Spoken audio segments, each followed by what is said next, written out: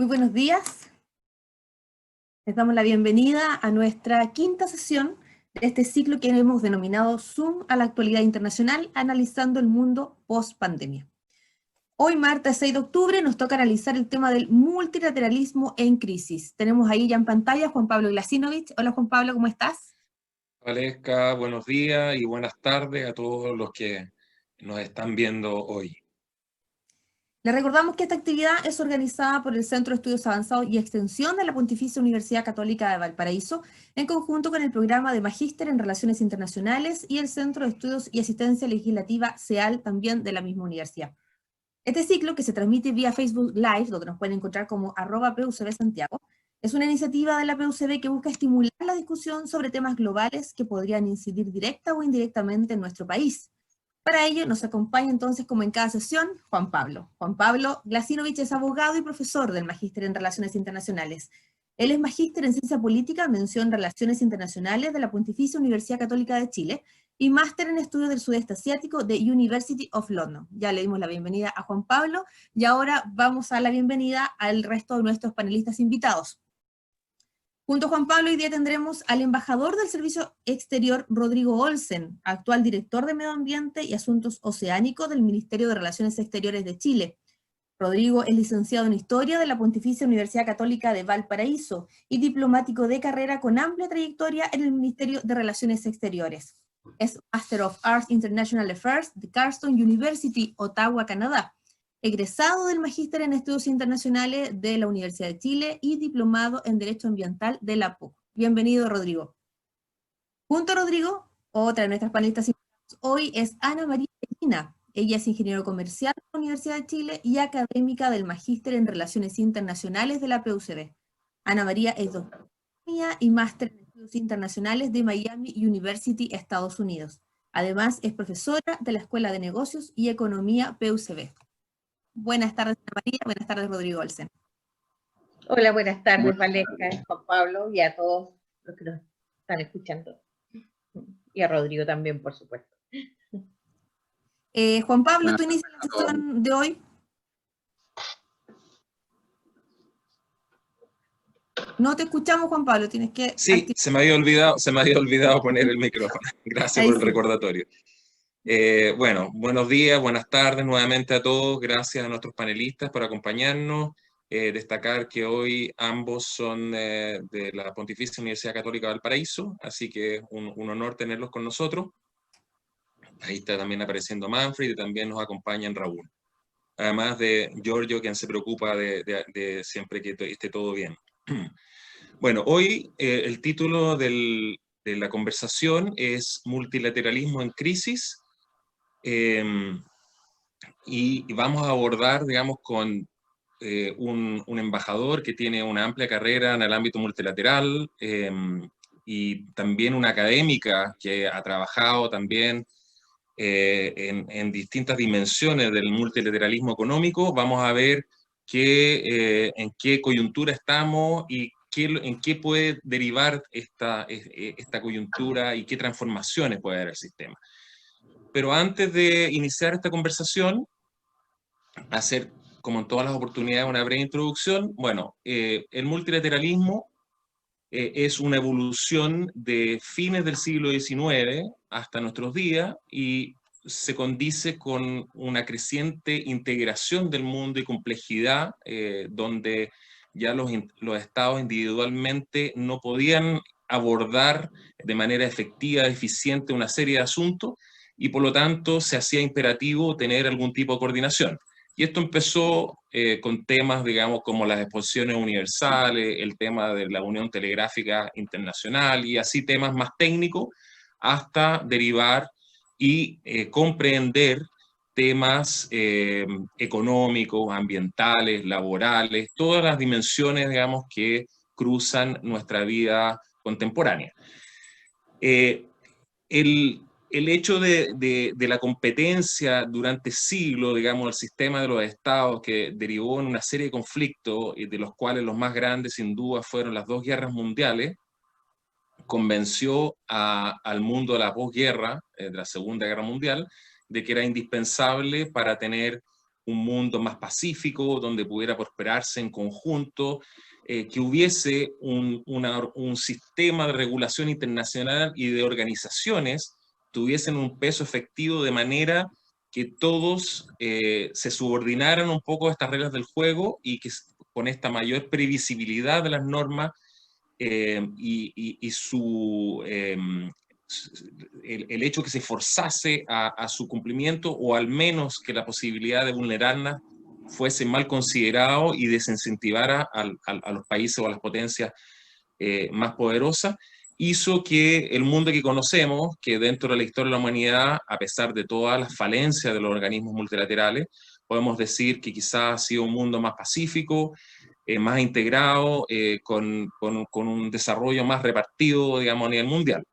Pero estas características están puestas en cuestión, no solamente, digamos, ahora en estos últimos días, semanas o años, sino que esto se viene cuestionando en forma consistente desde fines del siglo XX, con ocasión, cuando se aproximaba el milenio, digamos, hubo varias propuestas de reforma al sistema de Naciones Unidas, al tema del Consejo de Seguridad, y otras organizaciones en cuanto a su funcionamiento que se condecía a la realidad post-Segunda Guerra Mundial, donde había, digamos, poca potencia, un mundo que todavía la mayoría de los estados no eran independientes, sino que todavía era un sistema en que estaba un colonialismo y empezando a adquirir su independencia. Así que esa realidad de ese tiempo fue, digamos, muy eficiente, pero indudablemente el mundo se fue complejizando, aumentaron la cantidad de actores, y al día de hoy tenemos una situación en que la principal potencia que gestó este sistema, que es Estados Unidos, viene cuestionando el sistema, y particularmente con la presidencia de Donald Trump, donde ha sido ya mucho más frontal la crítica, y Estados Unidos se ha retirado de varias instancias del sistema de Naciones Unidas, y la pandemia ha demostrado sin duda que esta poca cooperación o oposición de la principal potencia y la pugna entre las potencias ha mostrado que las instituciones han quedado bastante mermadas en responder a los problemas, y surge la cuestión para los estados de menor tamaño como el nuestro, de qué va a pasar con el sistema y cómo podemos contribuir a mantener un multilateralismo que al menos preserve lo que es más relevante para los estados más pequeños y permita una continuidad en un mundo integrado y pacífico. Así que con esa cuestión yo quisiera partir preguntando a nuestros panelistas que nos digan cómo ven el sistema general en el mundo, tanto la dimensión de Naciones Unidas, la parte como más política, como en la Organización Mundial del Comercio y su coordinación económica. ¿En qué pie consideran que estamos actualmente? Así que partimos quizás por Rodrigo Olsen, para ver el sistema más general de Naciones Unidas. Sí, gracias. Bueno, buenas tardes a todos. Muchas gracias por la invitación. Un placer estar acá como exalumno egresado de la Pontificia Universidad Católica de Valparaíso. Así que, bueno, sí, claramente todo el contexto que planteaba Juan Pablo es el contexto de la realidad donde nos estamos moviendo hoy. Que los cuestionamientos, claro, no son del día de hoy, pero claramente esos cuestionamientos, esas inquietudes, esa realidad de un mundo complejo, lleno de incertidumbre, que viene ya de hace bastantes años, se intensifica con esta pandemia, ¿no? Los márgenes de inestabilidad, los márgenes de fragilidad del sistema internacional, de alguna forma se hacen más álgidos en este momento con la pandemia, y claramente, no sé, hay millones de hipótesis por parte de los académicos y también nosotros como los implementadores de la política exterior de cada uno de nuestros países en estos foros multilaterales, también podemos hacer algunas proyecciones de hacia dónde podrá ir este camino, ¿no? Y cómo resolver, cómo salir de ello. Claramente es un tiempo muy difícil para las instituciones, para el multilateralismo, para la expresión de voluntades en esta acción colectiva de una necesidad de encontrar respuestas efectivas, respuestas globales a los problemas que tiene la comunidad internacional. Y en un mundo, además hay que observar, en un mundo donde la relación ya deja de ser, ya ha evolucionado mucho, ¿no? Deja de ser esta relación tradicional de Estado versus Estado, y con una gran cantidad de implicancias de un nuevo número de actores en este marco de globalización, donde nos sentíamos bastante seguros, ¿no? De las respuestas globales a estos problemas que estábamos enfrentando en los diversos ámbitos, ¿no? Se vio en el plano ambiental, se vio en materia de proliferación nuclear, en materia de desarme, en materia de derechos humanos, ¿no? Había una dinámica de comunicación y de una generación de acción colectiva en la búsqueda de respuesta a través de la identificación de estos problemas globales que hacían proyectar una cierta estabilidad. Pero claro, claramente, como lo mencionaba Juan Pablo, hoy el diagnóstico es bastante complejo, hay una serie de acciones donde está en cuestionamiento el multilateralismo, hay una falta de legitimidad de las instituciones, ¿no? Lo que nos hace plantearnos cómo vamos a surgir de esto. Esto en el plano como más estructural de principio, ¿no? Después tenemos el plano práctico, el plano de cómo la diplomacia multilateral ha ido funcionando durante este año 2020, donde prácticamente no han habido reuniones presenciales, o sea, el corazón de la acción en materia de política exterior a nivel multilateral, que se trata del encuentro, ¿no? De la convergencia de intereses y de conversar con el otro en el plano multilateral en los distintos temas, en las distintas dimensiones, ha sido un desafío permanente durante la pandemia. Primero, porque todas estas reuniones virtuales ha habido un acuerdo de no denominarlas ejercicios formales de negociación, ¿no? Porque en mayor o menor medida hay muchas partes que han tenido problemas de comunicación. Entonces eso abre el desafío a qué es lo que va a pasar cuando tengamos las primeras reuniones presenciales en todos los distintos ámbitos, ¿no? En el marco de las convenciones de Naciones Unidas, donde sí tenemos que reunirnos próximamente. Entonces, hay bastante incerteza y bastante incertidumbre, pero ciertamente el multilateralismo para un país como Chile es la herramienta clave, donde nosotros ponemos en juego nuestros intereses y donde nosotros manifestamos nuestras prioridades. Y este quehacer constante de encontrar convergencia con el otro en el plano multilateral es cada vez más necesario hoy, por ejemplo, que enfrentamos, por ejemplo, emergencia climática, donde tenemos realidades, donde tenemos la necesidad y la obligación de encontrar soluciones a problemas como el cambio climático, problemas como biodiversidad, y en la agenda ambiental y en la agenda global de sostenibilidad a partir de los compromisos que asumimos en los ODS, claramente es un desafío que hay que mantenerlo y hay que buscar respuestas. Y Ana María, desde la perspectiva del comercio y la finanza, toda la regulación económica internacional también, ¿cómo lo vislumbras en esta coyuntura? ¿Qué es lo que está fallando? ¿Por dónde puede, digamos, evolucionar el sistema? Mira, yo creo que la parte multilateral, y si estamos viendo cómo está el comercio hoy en día, en el momento que Trump quiso requisar el envío de Enel a Brasil, ¿ah? Que después, gracias a las conversaciones, Enel lo convenció de que iban a tener suficiente insumo en Estados Unidos. Yo creo que si se hubiera concretado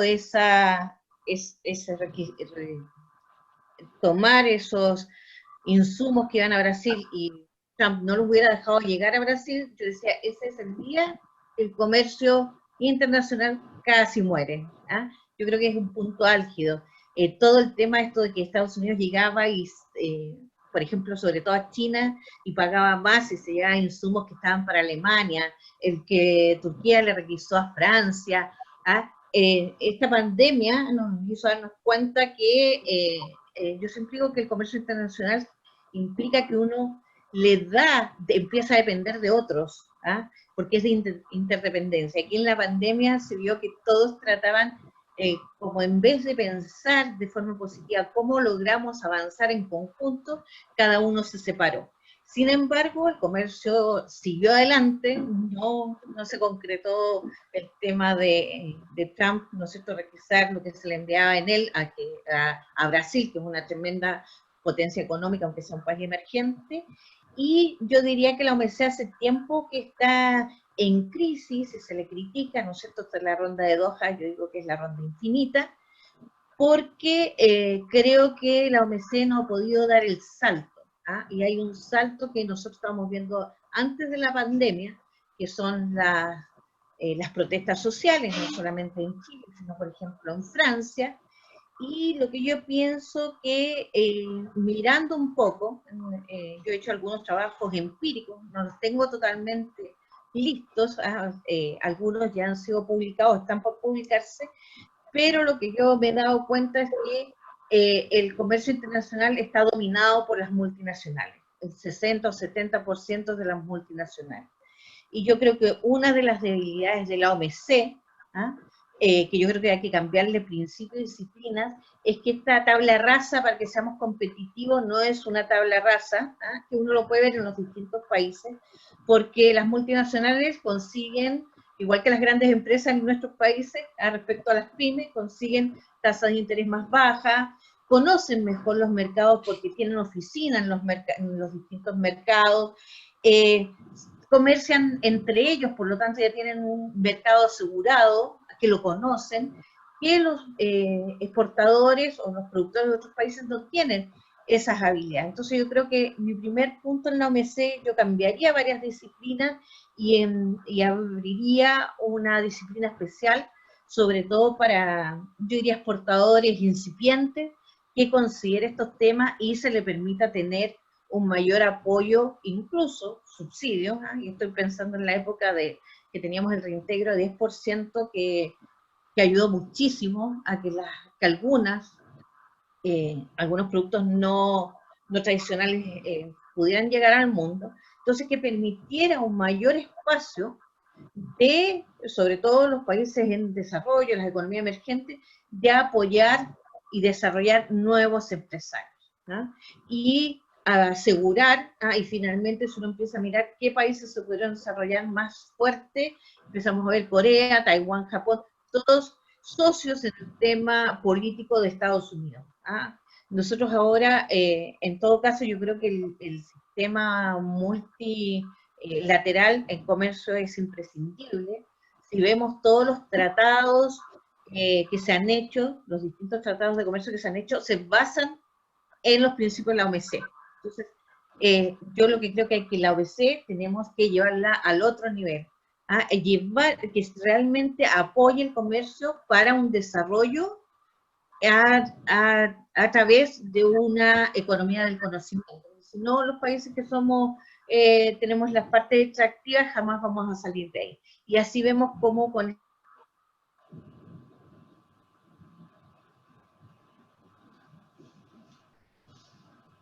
Ahí se nos fue el audio, Ana María. Sí. Ana María, ¿nos escuchas? Quedó congelada. desilusión, y quizás lo hemos hecho ahora. Perdón, Ana María. Es que te perdimos por un momento, Ana María. Ya. Sí, quedamos las actividades extractivas, digamos, de que si no íbamos a seguir así, y ahí te quedaste congelada. Si pudieras retomar. Es la emoción. Yo creo que podemos ver Argentina, cómo ha decaído desde que, bueno, pero desde que empezó a cerrarse, ¿no es cierto? Nuevamente prácticamente vuelve el modelo cepaliano, pero la apertura en sí tampoco le permitió salir totalmente adelante. Es como un ejemplo nomás. Entonces yo creo que la OMC tiene mucho todavía por dar, pero tenemos que ponerle quizás otro piso, otra capa a los principios y disciplinas. Respecto al FMI, yo pienso que, por ejemplo, yo siempre digo que Argentina, que hay muchos argentinos en el FMI, pero en realidad no sé, es como una talla, porque si tú ves a Argentina, y perdón que lo use tanto ejemplo, pero es que siempre recibe los préstamos del FMI. Vimos Ecuador, que tuvo problemas similares, y le obligaron a devolver en un tiempo muy corto y generó una serie de problemas sociales en Ecuador. Entonces yo creo que el FMI tiene que repensar la forma como está trabajando para también incluir las situaciones sociales, y en general yo creo que el sistema multilateral no está tomando los temas culturales dentro de un modelo de desarrollo. Y yo creo que también es un poco culpa de nosotros como, tal vez como académicos, como profesionales, en pensar qué no nos está resultando de los modelos que estamos copiando, ¿no?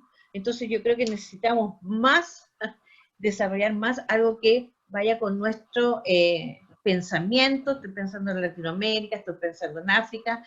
Asia lo hizo muy bien, se ha generado, ellos son un polo de desarrollo por sí mismos, entonces el comercio entre regiones es muy bueno.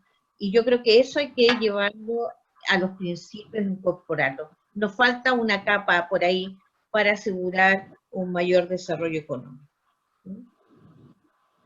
Valesca, ¿Qué ¿tú va a quieres pasar con el preguntar? sistema multilateral? No sé, todo depende si Trump es reelegido o no ahora el próximo mes, y realmente yo no podría saber si, porque si sale Biden, no, este tema de la guerra comercial con China yo esperaría que muera, pero yo, cuando están las encuestas, no me animo a tomar una posición nueva. Justamente quería preguntarle a Ana María por el tema de Estados Unidos y China. ¿Cuál es el rol de ambos países en la crisis que hoy día tiene el multilateralismo?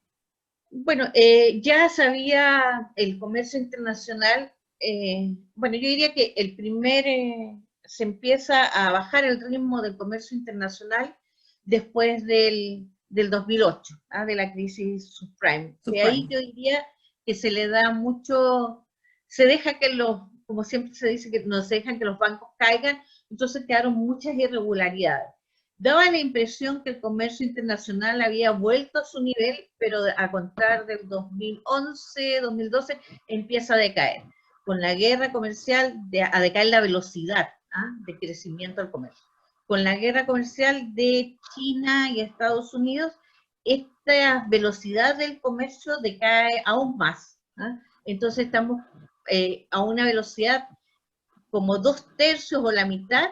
El comercio crece la mitad de lo que crecía antes de la crisis subprime del 2008. ¿Y qué pasa cuando el comercio decae? El comercio entonces empieza a hacer que tus mercados te compran menos, y por lo tanto la producción, la capacidad de crecimiento económico también es menor. Entonces lo que ha hecho esta guerra comercial es afectar a muchos países de una manera que hay que estudiar. Yo esperaba, por ejemplo, que Chile prácticamente no nos afectara si tenemos tratado de libre comercio tanto con China como Estados Unidos, y sí nos ha afectado muchísimo. Entonces ahí a mí me falta entender el por qué, porque decía, ya no nos compra cobre Estados Unidos, pero nos va a comprar, o sea, China nos va a comprar Estados Unidos, pero eso no se dio. Entonces ahí hubo un cambio también en la productividad. O la soya, por ejemplo, China no le compraba a Estados Unidos, le compraba a Argentina, pero los precios bajaron, cuando uno esperaría que China lo hubiera comprado a un precio mayor, porque sacó del mercado uno de sus principales proveedores. Entonces las bolsas siguieron funcionando con la producción total que había en el mundo, y no tomaron el impacto esto de que un proveedor, ya había alguien que no compraba. Eso yo lo encuentro muy interesante, no he podido meterme profundo para ver por qué, porque son situaciones que desde la teoría uno esperaría que no pasaran, que Argentina hubiera logrado un precio mayor en China, igual, o sea, están vendiendo una cantidad enorme, ¿no es cierto? Pero el precio no es más alto, o no se mantuvo el precio. Entonces hay cosas muy interesantes que yo creo que aún nos falta tiempo para estudiarlas. Pero sí, bueno, y ahora, después con la pandemia, aún hay mayor problema para el desarrollo, y eso hace que el crecimiento baje, y bueno, y tenemos, excepto China, todo el resto de las regiones tendría un PIB negativo este año. Y finalmente toda esta situación está haciendo, al parecer, eh, que se aumenten, ¿verdad?, las desigualdades en aquellos países donde ya es un problema importante. ¿Tú crees que en ese sentido el multilateralismo está actuando de una manera distinta a la que debiese estar actuando, aumentando estas desigualdades? Bueno, por lo que yo creo que el Así como multilateralismo, está hoy día diseñado, digamos, cómo está como funcionando está actualmente. hoy día diseñado, no, yo creo que tiene que cambiar. Un tema, yo dije esto de los que tienen menos facilidades, ¿no es cierto? Cambiar la forma, permitir que se desarrollen nuevos exportadores con más apoyo de los estados, ¿ah? Entonces hay todo un tema en los subsidios, en el apoyo que dan de información.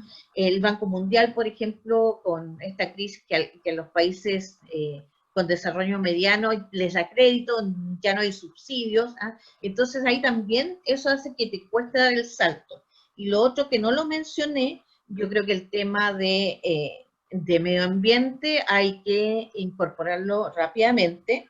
Me extrañó, yo ayer, el otro día estaba revisando algunos de los temas y Wolf, el director general de OMC, habló de que habría que aplicar aranceles o restringir el tránsito de productos que tengan que ver con la polución del plástico. ¿Ah? Pero yo estaba pensando, por ejemplo, uno ve, hay unos fósiles marinos que están prácticamente a la extinción. ¿Quién los usa? Y estos son los recursos comunes del mundo. Las farmacéuticas tienen grandes ganancias. Entonces, yo creo que hay que hacer el uso, hay que controlar más el uso, sobre todo los recursos comunes que son globales, ¿no es cierto? No solamente lo que tenemos a 200 millas, sino yo creo que el océano en general, hay que empezar a incorporarlo que compense, internalicen el costo. Porque si no hay algunos países, más que países, empresas o sectores empresariales que habitualmente se basan en investigación y conocimiento, son los países que más desarrollo logran alcanzar y mayor igualdad también, digamos, mayor equidad social logran tener, son economías que se desarrollaban en base a temas del conocimiento. Y yo diría que la OMC, el FMI, están todavía muy apegados a lo que se hizo después de la guerra, que ya son 70 años atrás. Entonces hay que actualizar, hay que repensar para que el nivel, la tabla rasa, no sea que todos tengan la oportunidad, sino también subir a aquellas empresas, a aquellas países, ¿no es cierto?, que tienen menos acceso porque sus tasas de interés son más altas. Nivelar la cancha hay algunos que hay que bajar, ¿no es cierto?, como los aranceles para que todos tengan oportunidad, pero las empresas que son menores o los países emergentes hay que subirlos, hay que darles asistencia técnica o mayor espacio para que desarrollen las empresas, porque si no lo que va a pasar es que en los países va a haber una desilusión del tema globalización, apertura, y podríamos volver a tener un tema de que el comercio decaiga, y con eso las posibilidades de crecimiento del mundo en general, de los distintos países. Hay que considerar que Trump salió porque la distribución del ingreso en Estados Unidos decayó muchísimo con los cambios y con las empresas que se van a producir justamente a China, que China ha aumentado muchísimo su eficiencia, ¿ah? Y es, digamos, parte de la constituency de Trump, y fue digamos, parte de lo que él hace en su primera campaña. Yo quisiera ahora preguntarle a Rodrigo, desde el punto de vista de la arquitectura multilateral, ¿cuáles son las prioridades de Chile en cuanto a la reforma del principal órgano, digamos, multilateral, Naciones Unidas, considerando también su participación en la Alianza por el Multilateralismo? O sea, ¿dónde están puestas las fichas de Chile para tratar de adecuar la institucionalidad internacional? A ver, yo creo que las fichas de Chile se mantienen donde actualmente están, si bien es cierto y hay que reconocer de que estamos en un momento complejo, donde hay fragilidad, donde hay desconfianza, donde hay incertidumbre, yo creo que un país como Chile mantiene la fe en el multilateralismo y seguimos manteniendo estos espacios de negociación para negociar nuestras posiciones dentro de nuestro ámbito natural de negociación, que por ejemplo, en la mayor parte de las instancias y de los espacios de negociación puede ser el grupo latinoamericano, ¿no? O los países, o el G77 más China.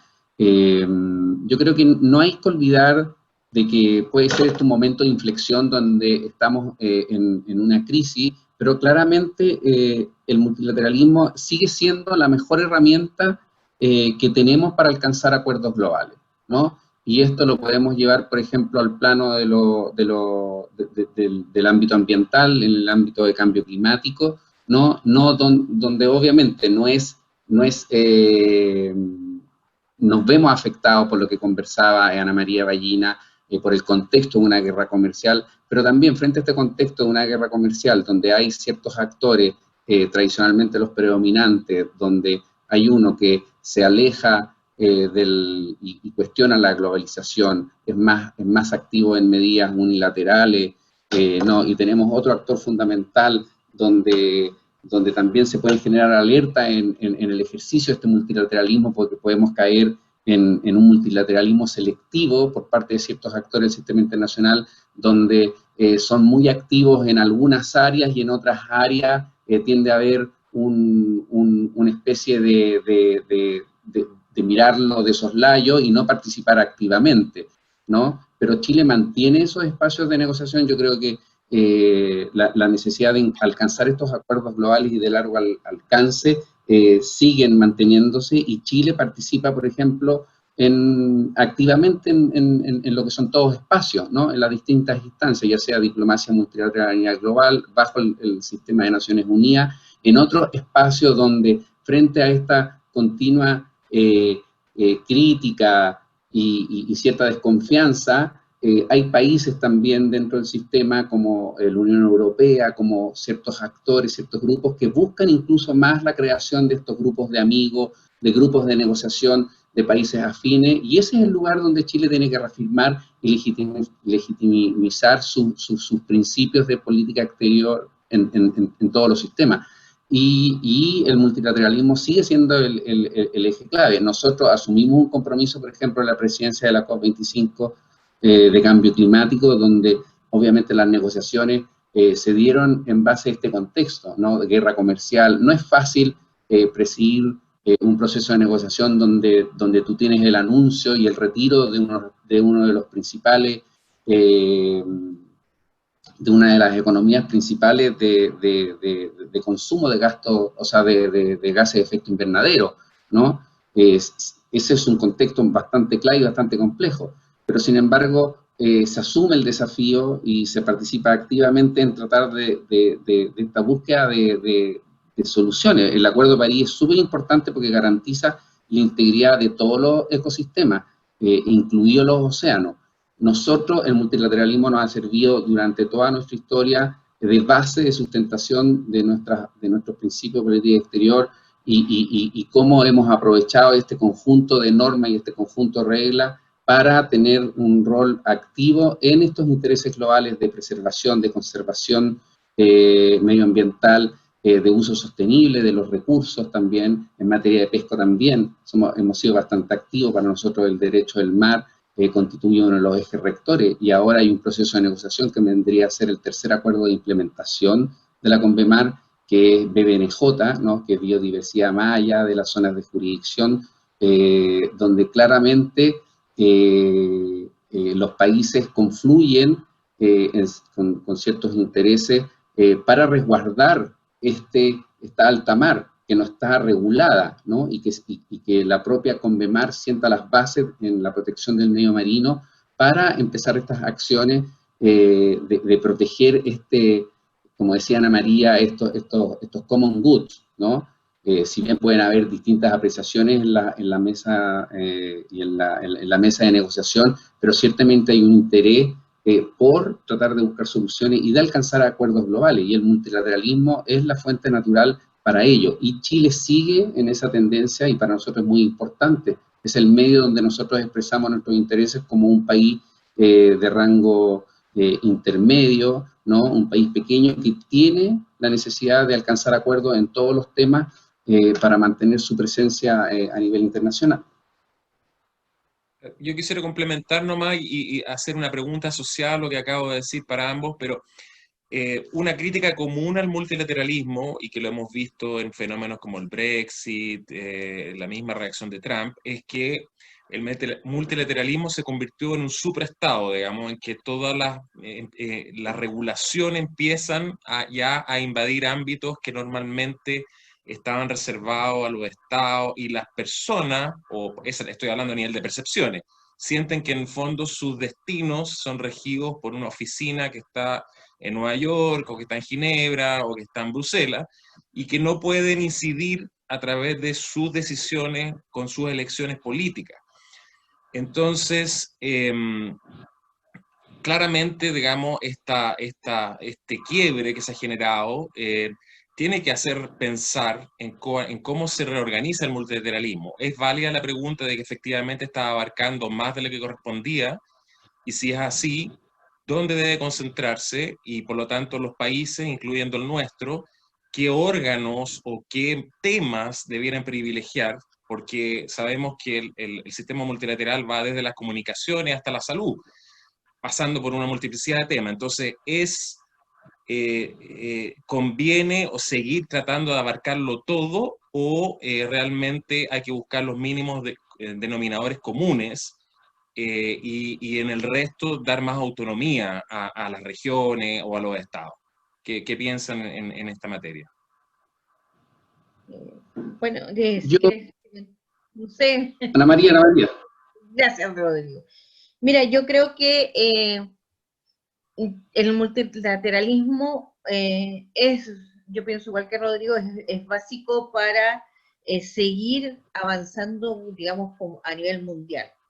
Y más que la reorganización que yo haría es un poco lo que yo te había comentado, ver ciertas disciplinas que realmente abarcan las distintas situaciones. Yo creo que está como muy estandarizado, pero por ejemplo en las regulaciones es muy bueno que sea más abierto, porque así los países hay menos posibilidades de proteccionismo.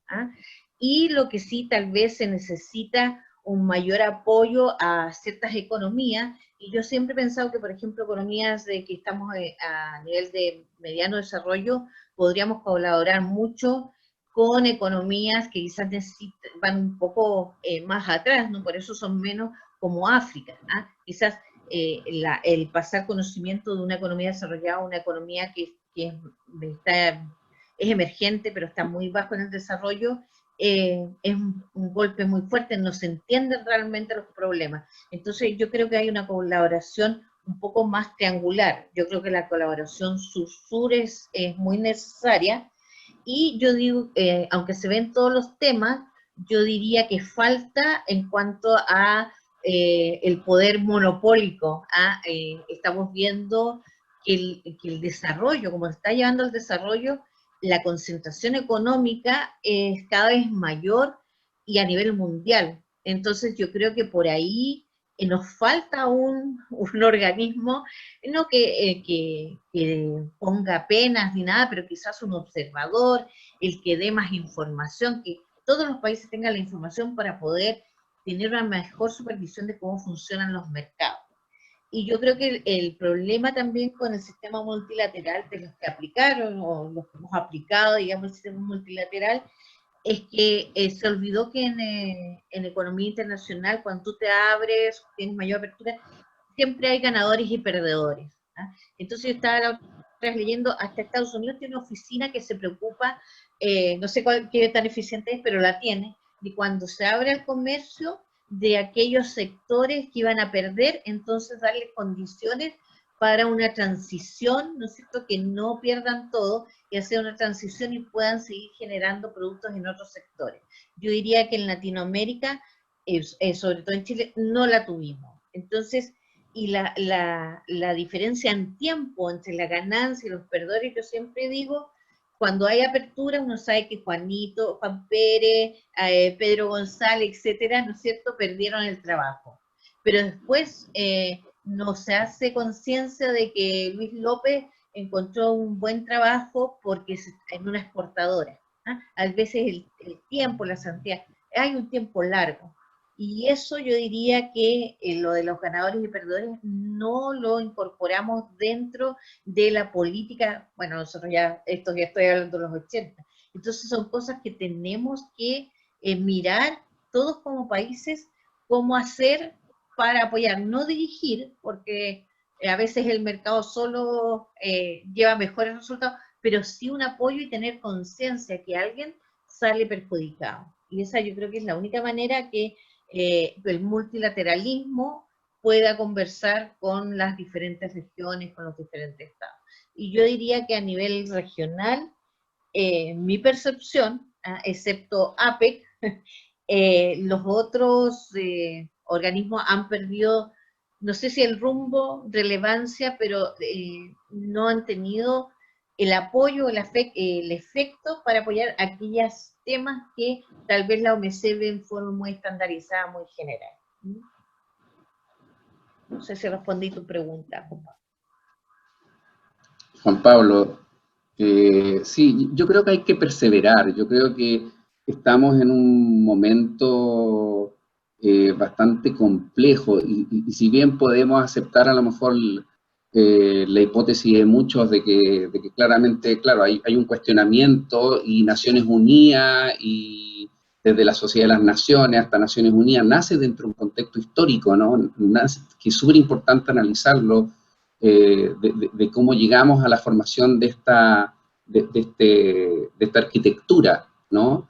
Que nos lleva a Naciones Unidas, que nos lleva al multilateralismo como una herramienta efectiva para encontrar consenso, pero yo creo que en todos los temas, y cuando Juan Pablo pregunta si habría que limitar o no limitar, yo creo que habría que seguir manteniendo las mismas agendas, incluso yo creo que se van a ir incorporando más, porque cada vez analizamos en forma más detallada ciertos temas, la digitalización, el uso de las tecnologías nos va a llevar cada vez y esto es algo permanente que no ha desaparecido, o sea, la necesidad de todos los países del sistema internacional, los grandes, los pequeños, los intermedios, aquellos que tienen más, aquellos que tienen menos, aquellos que son más proteccionistas, aquellos que no, tienen la necesidad como interna, como Estado, y una responsabilidad frente a sus sociedades, a sus comunidades, de encontrar mínimos comunes denominadores, porque esa es la forma que nos rige el sistema para mantener cierto equilibrio en términos de paz, seguridad, cosas que son los principios de Naciones Unidas que siguen absolutamente vigentes. El desafío es para cómo nos vamos a ir adaptando a esta realidad, a lo mejor de nuevos conflictos que pueden paralizar las acciones en materia de acción multilateral, y claramente que paralizan, o sea, el tema de cambio climático es clave, o sea, el retiro de Estados Unidos obviamente afecta, el impulso que le pueda proporcionar China al proceso de negociación también es muy importante, ¿no? Pero yo creo que hay que perseverar y siempre va a existir la necesidad de encontrar estos mínimos comunes denominadores y los consensos. Va a ser mucho más complejo y a lo mejor mucho más difícil encontrar este mínimo común denominador y el consenso. Pero hay que seguir trabajando en ello, especialmente las comunidades de los países pequeños y de rango intermedio, que obviamente nosotros jamás vamos a tener una expresión de voluntad de salirnos de una participación de esa naturaleza, porque obviamente eso responde más a la capacidad que tienen los grandes actores del sistema internacional.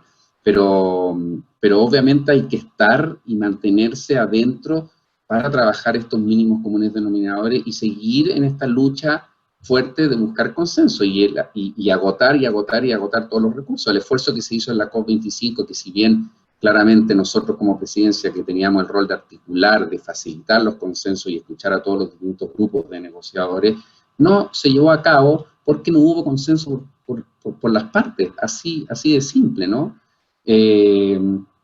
Pero sí yo encuentro que existe la necesidad y ahí de repente uno puede ver cómo la Unión Europea puede jugar un rol preponderante como un actor que sigue luchando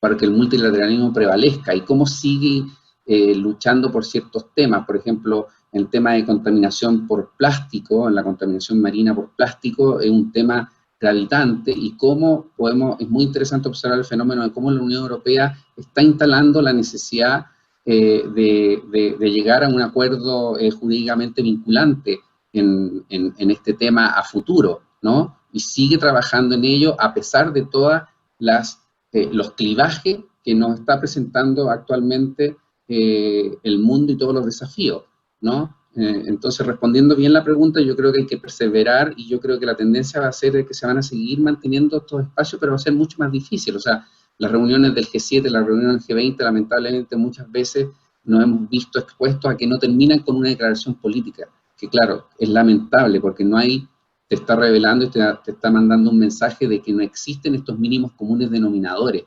Y en un momento complejo como el que vivimos hoy es bastante difícil, pero hay que asumirlo y seguir trabajando, especialmente países del tamaño del nuestro. Juan Pablo, tenemos varias preguntas en el chat. ¿Te parece si hacemos un paréntesis para leerlas? Sí, perfecto. ¿Sí?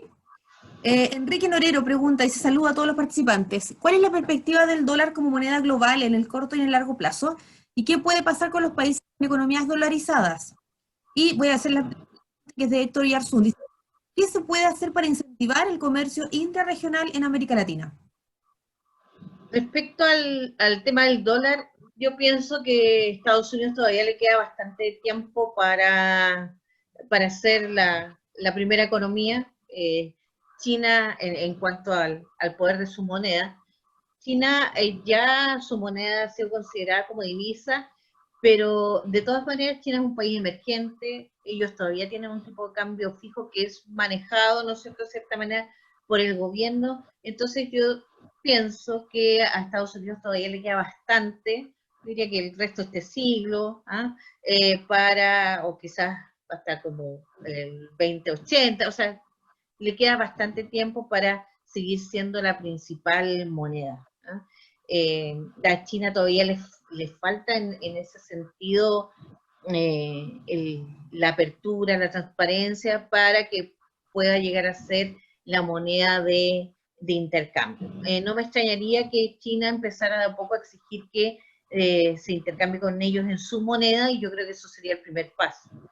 Las economías dolarizadas, si el dólar empieza a perder, cuando el dólar empieza a perder su presencia, van a tener que o tomar otra definición, volver a una moneda nacional, o tomar como referencia la nueva divisa que se tenga, ¿no? Porque si el dólar cae y están dolarizadas, también van a caer como economía. Respecto al comercio Latinoamérica, nos hicimos un paper y es muy importante el comercio dentro de Latinoamérica para su desarrollo. Y Chile, digamos, entre el desierto, la cordillera y las políticas económicas, nosotros nos hemos quedado un poco fuera.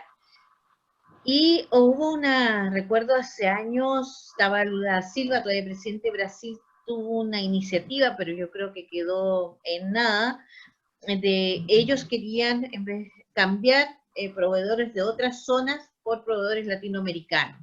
Yo me acuerdo porque en unas reuniones bilaterales presentaron el proyecto, pero me da la impresión que quedó en nada. Yo pienso que tenemos que colaborar más, tenemos temas como latinoamericanos que quizás nosotros nos vemos distintos, pero negociando con los diversos países asiáticos uno ve que Latinoamérica tenemos todos, incluido Chile, somos parte de Latinoamérica, y en temas de colaboración, empezar a ver un desarrollo sostenible.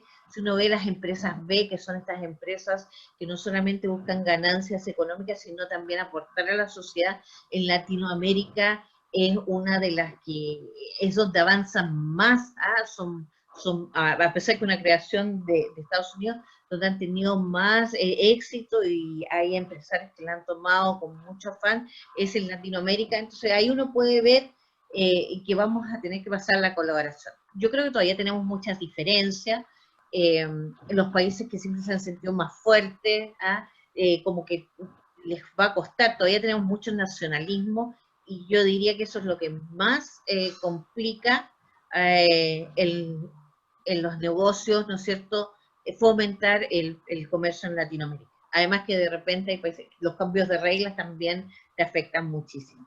Entonces, mientras no... cuando tuvimos mucho comercio, estuvimos muy bien, empezamos a crecer cuando los países tenían un sistema económico similar. Pero, por ejemplo, hoy día pensar incentivar el comercio con Argentina, Venezuela es difícil, pero sí lo podemos hacer con los que tenemos en la Alianza del Pacífico, México, Colombia, Perú y Chile. Entonces, hay que ver, por eso yo digo, la parte multilateral, tenemos que empezar a ver ciertas visos, no ser tan estandarizados. Hay que considerar las diferencias en los países que son emergentes para que puedan seguir avanzando. Pero obviamente siempre pasamos por la decisión de los gobiernos nacionales de qué modelo de desarrollo quieren seguir. Y yo creo que en Latinoamérica hemos tomado más bien modelo de desarrollo importados, o el que era de cierre, en realidad lo tomamos porque en esos momentos nadie vendía, estoy hablando en la época de entreguerra, no nos compraban nuestros bienes y tampoco podíamos comprar. Entonces fue casi de necesidad donde surge la industrialización por sustitución de importación. Entonces tenemos que repensar, pero el primer paso es cómo los gobiernos definen su modelo de desarrollo.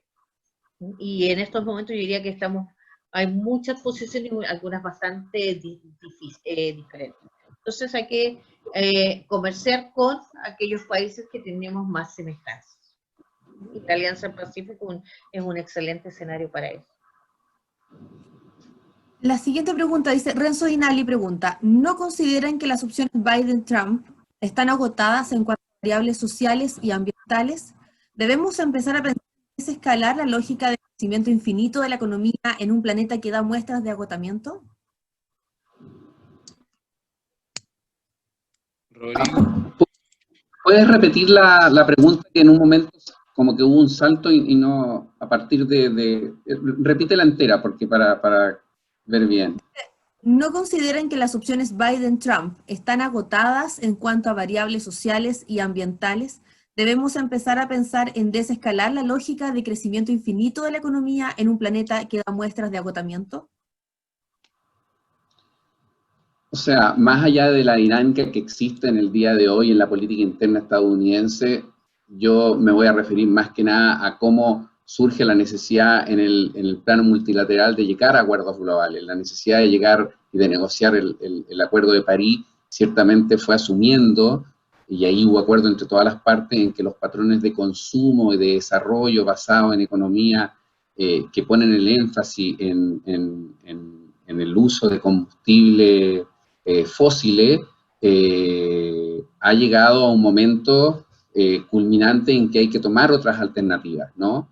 De alguna forma el Acuerdo de París demuestra ese interés y ese compromiso de todos los países en sus distintas jerarquías y en sus distintas características de tomar un camino para reducir los gases de efecto invernadero, porque la evidencia científica y la ciencia te demuestra a través de los distintos informes del IPCC, del IPBES, de que hay suficiente evidencia científica que dice de que este mundo no es sostenible si seguimos consumiendo gases de efecto invernadero a un nivel en que la temperatura actualmente estaría subiendo 4 grados Celsius. El IPCC dice que tenemos que hacer esfuerzos para reducir esto y evitar al 1 grado Celsius, ¿no? Entonces, claro, claramente el diagnóstico está, pero también existe la realidad de que los países tienen que ir adaptando sus estrategias de desarrollo nacionales y sus compromisos a la carbono neutralidad de acuerdo a sus características. Entonces, por eso los clivajes dentro del proceso de negociación son tan grandes.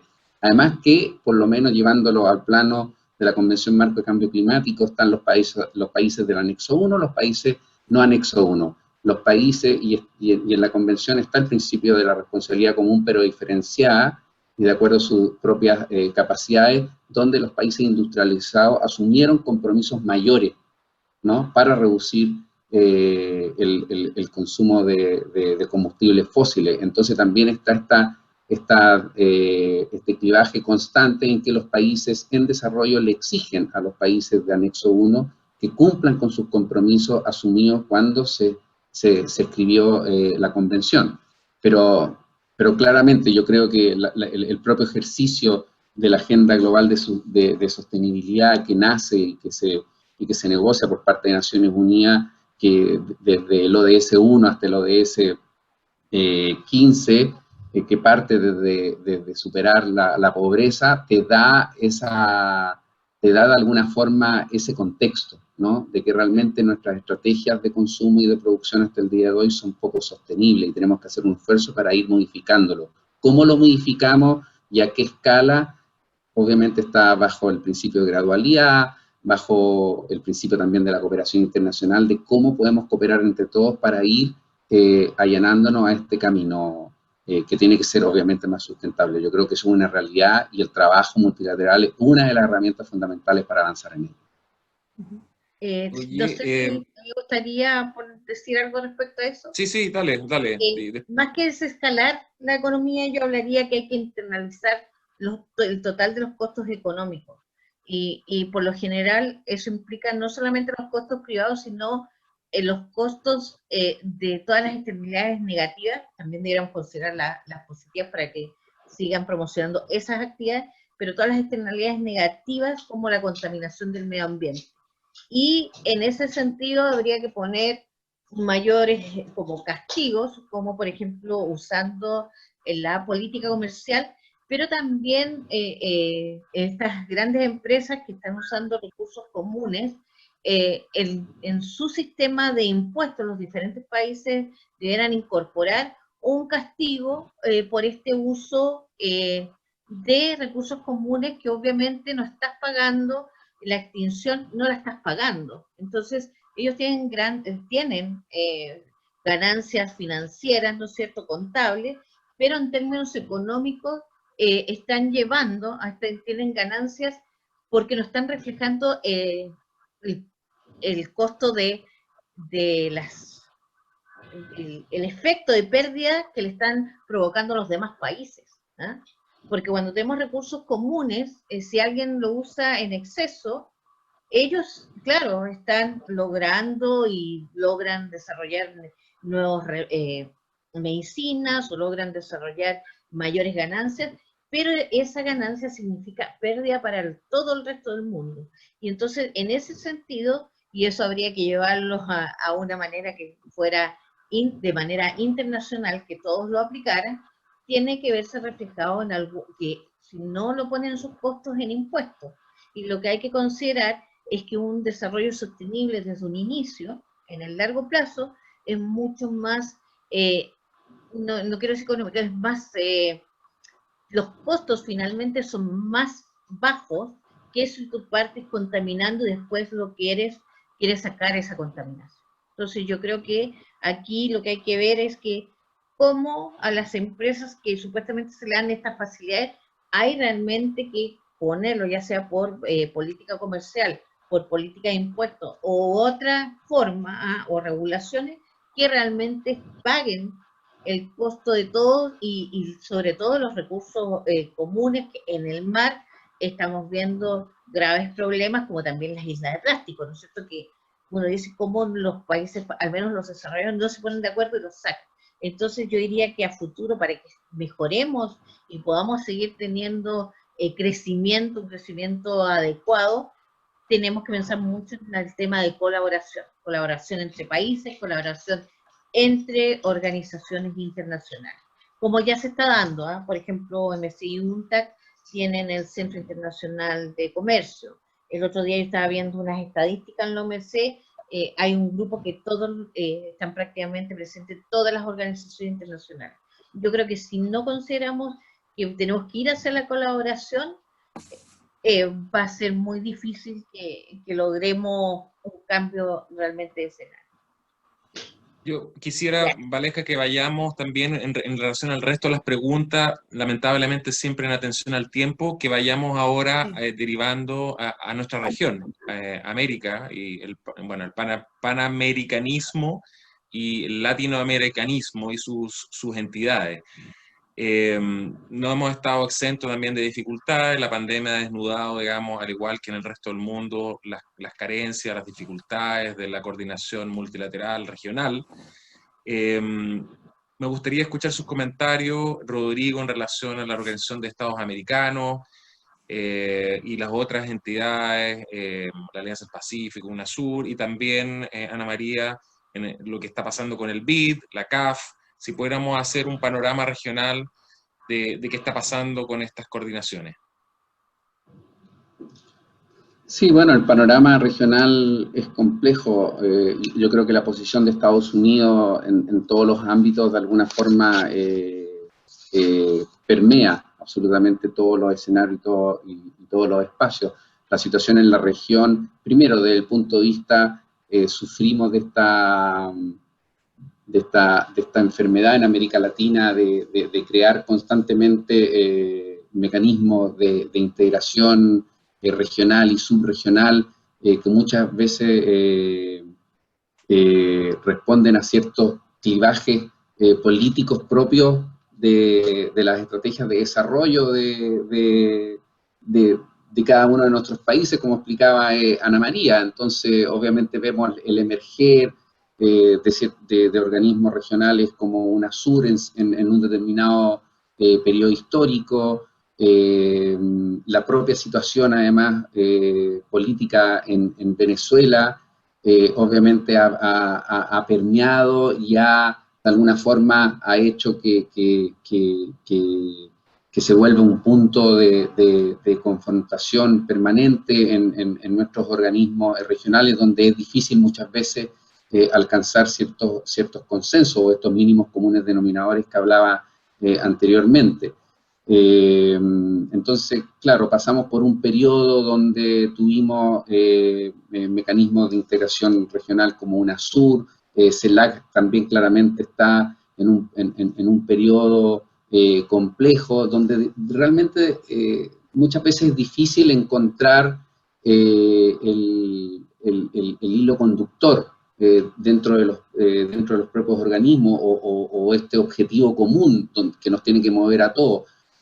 UNASUR, por ejemplo, se caracterizaba de una cantidad de consejos, que muchos consejos funcionaban bastante bien, y ahí me acordé cuando Ana María da respuesta al comercio intrarregional también, como uno de los consejos que funcionaba bien, por ejemplo, en UNASUR, el Consejo de Infraestructura, ¿no? Donde trabajaba mucho en esta posibilidad de comunicarnos los países de Sudamérica en una forma más eficiente. Cómo se hablaba también, por ejemplo, de los corredores bioceánicos como una de las herramientas y una de las estrategias de acercar y de propender al crecimiento común de nuestras economías y fomentar estrategias de desarrollo que fueran en beneficio de toda la comunidad sudamericana. Pero claramente UNASUR es un claro ejemplo de cómo se forma dentro de un contexto histórico, bajo ciertas condiciones y bajo el liderazgo de ciertos países con determinadas posiciones políticas, que claramente lo fueron llevando a ser cada vez más impracticable, ¿no? Tenemos CELAC, que es el único organismo donde está toda la región de América Latina, porque incluye México, incluye Cuba, ¿no? Entonces tiene un valor bastante amplio y bastante grande, porque se supone que los temas se trabajan en consenso en distintos espacios, pero claramente nuevamente el tema venezolano hizo entrar en ciertas complejidades en términos de alcanzar estos acuerdos y estos mínimos comunes denominadores, pero para Chile es muy clave y muy importante como estrategia de nuestra participación, de nuestra política exterior en la región. CELAC, obviamente, la OEA, ¿no? PROSUR, claramente, que es un organismo que ha estado últimamente liderando su ejercicio Chile, ¿no? Y la OEA también, porque obviamente el punto de convergencia de intereses con países como Estados Unidos y Canadá. Pero ciertamente, claro, hay ciertos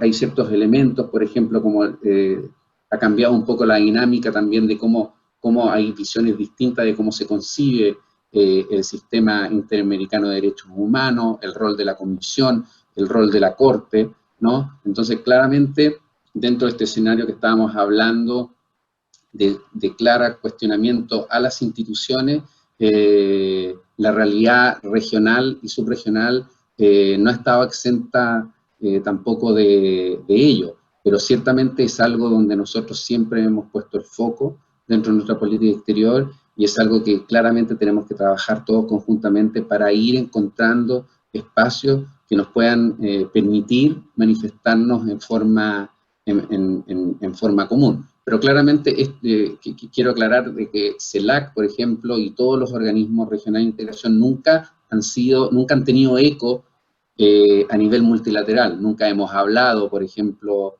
a nivel multilateral con una sola voz, ¿no? Como países miembros de CELAC. Solamente en un momento en candidatura estuvimos de acuerdo en manifestarnos en el pasado y apoyar ciertos candidatos, pero claramente la misma tónica de disenso llevó a que nunca hubo países, y entre ellos Chile, nosotros nunca estuvimos por favorecer CELAC como una voz y una expresión común de la región. Utilizábamos GRULAC, por ejemplo. Siempre GRULAC ha sido nuestro referente y eso es lo que nosotros apoyamos, al menos en Nueva York, donde funciona más fuertemente. Ana María, tus comentarios de la institucionalidad económica regional y la integración. Bueno, respecto al apoyo del BID y de CAF, yo creo que ha sido bastante, quizás siempre, nunca es suficiente, pero sí han apoyado justamente, por ejemplo, el BID apoya garantías que el Estado le da chileno y otros países, les dan a los pequeños empresarios para tener préstamos en los bancos, trabaja principalmente con proyectos basados en la sostenibilidad CAF. Entonces yo diría que el BID y el CAF han apoyado y están con una mirada de lo que se necesita a futuro. Yo creo que complica bastante que ahora el director del BID sea un estadounidense, que era como un acuerdo no escrito, de que dado que el BID estaba en Estados Unidos por la estabilidad política y económica, que siempre fuera un latinoamericano su director. Entonces yo creo que ahí puede empezar a tener cierta, ya no tenerle tanta confianza o la percepción de que Estados Unidos puede involucrarse, sobre todo si Trump sigue en la presidencia, mucho en qué proyectos vamos a seguir. Y uno puede ver que Trump, si sigue en la presidencia, tenemos un problema que no considera el calentamiento global, está fuera de los temas, o sea, el tratamiento que le da a los inmigrantes está fuera dentro del desarrollo sostenible, entonces, de la variable personas, no sé.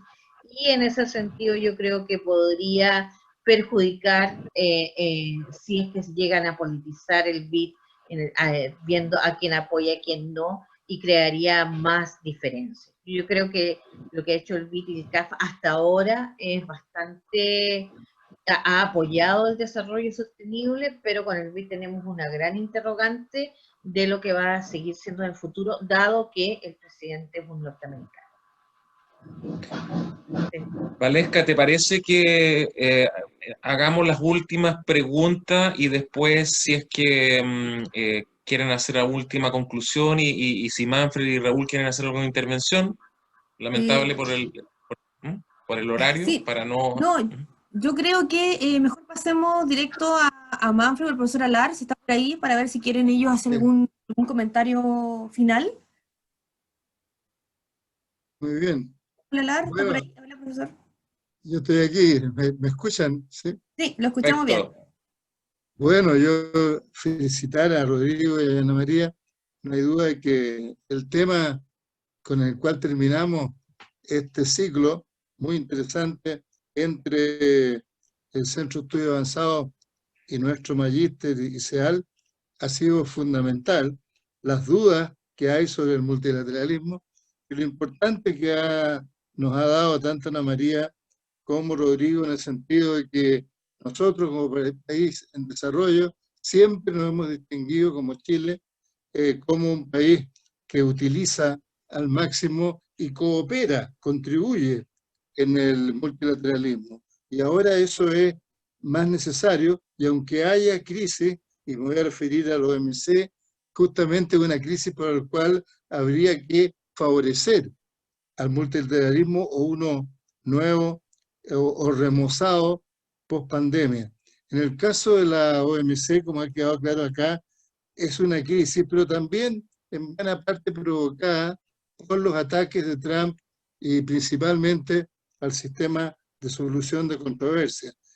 Prácticamente ha paralizado la renovación de los miembros, lo que equivale a paralizar una de las 4 áreas importantes, si bien ha podido mantenerse el GATT y, como se ha dicho acá, todo el Tratado de Libre Comercio de Chile y el tratado como Alianza del Pacífico, se hacen en el marco del GATT. O sea, lo importante de la Organización Mundial de Comercio es que es un sistema regulado, fijado en reglas. Lo han dicho aquí Rodrigo y Ana María. Y algunas de las preguntas que hacía Ana María, ¿cómo hacer que la OMC apoye más a los países en desarrollo? ¿Cómo hacer que prevenga que no hayan abuso en el comercio entre las empresas multilaterales? Bueno, ahí yo diría que hay que aplicar al máximo lo existente, que no siempre se aplica. Por ejemplo, los países pueden pedir asistencia técnica, los países menos desarrollados, para mejorar su sistema de regulación del comercio. Y hay que hacerlo mucho más. Y en el caso de las empresas multinacionales que comercian al interior del conglomerado, no hay duda de que eso siempre genera dudas. Con Ana María nos conocimos en la aduana y ahí vimos que hay medidas, ahora hay que aplicarlas. Si uno recibe una mercancía en Chile, es vendida por una filial de una empresa multinacional a otra filial chilena que tiene dudas, por ejemplo, del valor, puede poner lo que se llama la duda razonable. Yo lo hice muchas veces como director de aduana, pero todo eso hay que ir actualizándolo, porque cada vez la mayor parte de las transacciones son por la vía al interior de los conglomerados. Ahora, en el caso de las pymes, bueno, en ese caso justamente hay que darle más atribuciones a la Organización Mundial de Comercio, no para que regule las pymes, eso lo hace en cada país, pero para que dé asistencia técnica a los países de cómo favorecer las exportaciones de las pymes. Y en el caso de América Latina, yo creo que también quedó muy bien configurado. Va a haber un desafío post pandemia. Ahora, ese desafío puede en algunos aspectos incentivar, por ejemplo, la integración latinoamericana. Mencionaba los dos panelistas, digamos, los problemas que tiene, pero ahora yo creo que hay una mayor capacidad, una mayor modernidad en la parte científico-tecnológica y puede haber mayor producción de productos con innovación, con conocimiento incorporado. Pero normalmente esos productos van a ir a otros mercados latinoamericanos. Y por lo tanto, esta post-pandemia también hay una oportunidad de un nuevo tipo de integración, no quizás como los sistemas de los años 60. Y por último, tanto a nivel latinoamericano como a nivel mundial, yo creo que se va a revisar el sistema de este multilateralismo que mencionó muy bien Rodrigo, que es un multilateralismo como provisorio o selectivo, tipo G7 y tipo G20. Como dicen los lolos en este momento, el G20, bueno, es lo que hay, pero no hay duda que el multilateralismo debiera ser mayor y más inclusivo. Y termino felicitando, quiero felicitar también a Juan Pablo, que él tuvo la iniciativa yavalesca, de ellos partió, y también con Manfred, el hecho de hacer este ciclo, que yo así creo que ha sido tremendamente exitoso. Ha tenido un nivel de participantes muy alto, y no es frecuente que instituciones con origen fuera de Santiago, en este caso de Valparaíso, pongan temas que son internacionales y universales y tengan el eco que han tenido. Por eso que mi felicitación. Muchas gracias, profesor Raúl Alar. Profesor Raúl Alar, le recordamos que es el director del Magíster en Relaciones Internacionales que tiene nuestra universidad y que es una de las organizaciones que nos ayuda en esta actividad. Juan Pablo. Para cerrar, no sé, Manfred, ¿tú quieres decir algo antes de cerrar? Sí, me gustaría felicitar a la expositora y al expositor por habernos ilustrado en estos temas tan importantes. Chile tiene una gran tradición en materia multilateral. Voy a mostrar aquí un libro editado por Juan Sumavía y Pedro Ollarse, dos ilustres chilenos dedicados al tema multilateral. Lo usamos en nuestra docencia. Hay una agenda amplísima, obviamente que en una hora y un poco más no se puede agotar. Hay muchas cosas que mejorar, hay que actualizar. Un solo ejemplo, el Consejo de Seguridad de Naciones Unidas tiene la misma estructura desde 1945, cuando el tema de seguridad en el mundo ha cambiado radicalmente. Hay algunas cosas que son difíciles de justificar o de presentar. Hay dictaduras que forman parte de la Comisión de Naciones Unidas en materia de derechos humanos. Países donde se violan los derechos humanos tienen voto en las materias de derechos humanos de la comisión respectiva. Temas para mejorar. Ahora, en el tema del BID, que muy bien señaló Ana María, de la presidencia a cargo ahora de un norteamericano violando una tradición, es probable que Estados Unidos haya caído en una trampa, porque el Banco Mundial, la tradición desde que se fundó es que lo presida alguien de Estados Unidos. Ahora Estados Unidos rompió el precedente, ahora otros van a poder decir, bueno, ¿por qué no cambiamos también la nacionalidad de quien dirige el Banco Mundial? Y el Fondo Monetario Internacional lo dirige una persona de Europa, eso también de alguna manera queda en cuestión. Ahora, las organizaciones internacionales son lo que sus miembros quieren que sean, lo que les permiten que sean. Eso siempre pone limitaciones muy importantes. Están los miembros de por medio. Eso significa que las organizaciones internacionales, expresión del multilateralismo, les cuesta mucho acercarse a la gente. Por eso que para mucha gente son burocracias un tanto distantes. Y ese es otro de los aspectos claves para mejorar. Pero creo que hemos aprendido mucho.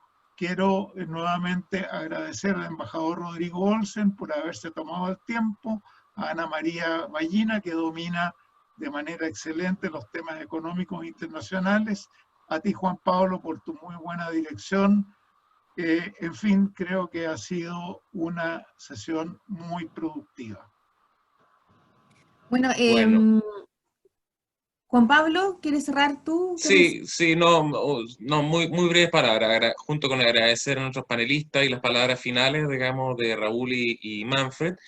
Yo me quedo con el tema de la persistencia, que insistió mucho Rodrigo. Yo creo que efectivamente cuando uno vive tiempos turbulentos, pero tiene claridad dónde aferrarse, es algo muy importante. Yo creo que la claridad está, obviamente el desenlace no está asegurado, pero de que Chile tiene que persistir en el ejercicio multilateral, en coordinarse con otros, yo creo que eso no se pone en duda y hay que persistir. O sea que yo rescato esa palabra. Y para solo también a título recordatorio, ya en otros, recordar de que mañana está, salvo que ocurra alguna hecatombe, el debate entre los vicepresidentes en Estados Unidos, que cobra mayor relevancia con este tema, digamos, de del contagio de Donald Trump y la posibilidad de que ninguno de ellos, tanto Trump como Biden, digamos, pudiese eventualmente terminar su periodo. Así que no es solamente un debate entre vicepresidentes, sino que eventualmente presidentes. Así que los invitamos, es a partir de las 10 de la noche, mañana, se puede encontrar en internet en múltiples canales. Y solo decir de que en el caso de Michael Pence, él tuvo un programa radial, así que uno lo cree que es como una mosquita muerta, digamos, pero tiene experiencia comunicacional, así que va a estar entretenido porque Kamala Harris, a su vez, digamos, fue procuradora del Estado de California y tiene, por lo tanto, una capacidad oratoria grande. Eso, muchas gracias. Bueno, por mi parte, solo me queda dar las gracias a todos quienes se conectaron hoy a esta quinta sesión de Zoom a la actualidad internacional y los dejo invitados a nuestra sexta y última sesión para el martes 13 de octubre a las 12 del día, donde por supuesto nos acompañará Juan Pablo Glasinovich, y en esta ocasión el tema será el águila y el dragón. La pugna por el liderazgo mundial entre China y Estados Unidos. Para hablar sobre eso vamos a tener al ex embajador Alfredo Lavén, actualmente vicepresidente of International Humanitarian Fact-Finding Commission, que nos acompañará en esa sesión. Próximo martes, 13 de octubre. Muchas gracias a todos quienes se conectaron. No sé si no podemos responder las preguntas, pero a veces el tiempo se nos hace corto. Muchas gracias a todos, muchas gracias a nuestros panelistas y nos vemos hasta una próxima ocasión. Que tengan todos una excelente semana. Adiós, gracias por la invitación. Adiós, muchas gracias. Chao, chao.